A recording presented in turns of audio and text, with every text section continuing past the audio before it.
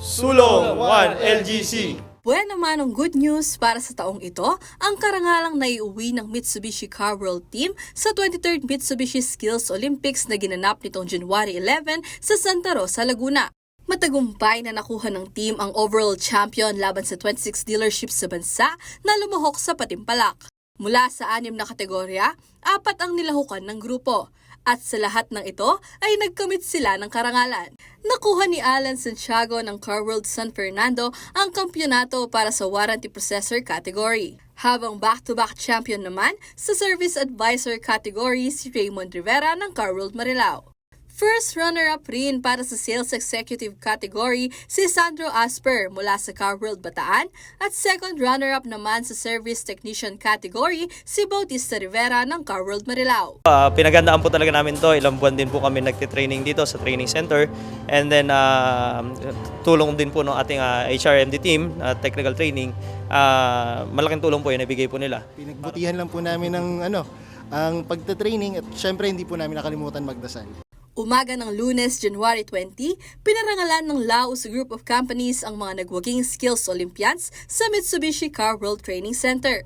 2014 pa nang huling mapanalunan ng Car World Team ang kampyonato, kaya naman lubos na ikinutuwa ng kumpanya ang muling pagbabalik ng Mitsubishi Olympics trophies sa Car World Group matapos ang isang dekada. Really take Skills Olympics seriously, and we really work hard to make things happen. It's our way of training our people. Nung panahon pa ng ating founder na Mr. Laos, talagang he's big on training, and we would want to continue doing that.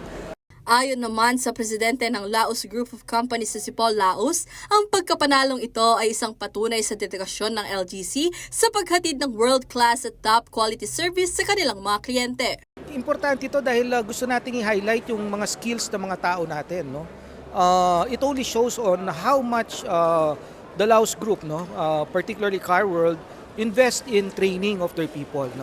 Dagdag niya, ito raw ay isang legacy ang tatatak sa LGC tungo sa mas magandang kinabukasan ng kumpanya kasama ang mga empleyado nito.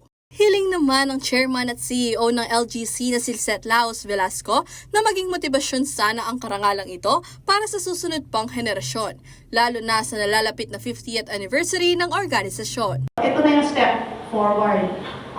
Again, let's use the past as our inspiration, and let's move forward and make things even better. Lubos rin ang pasasalamat ni Laos Velasco sa iba pang sumuporta at tumulong sa Car World Team. Anya, sana ito ang simula ng marami pang blessing para sa taong ito. Samantala, nanawagan naman si Laos Velasco sa iba pang empleyado na gawin itong inspirasyon sa pagkamit ng iba pang karangalan hindi lang sa Skills Olympics kundi pati na rin sa iba pang aspeto.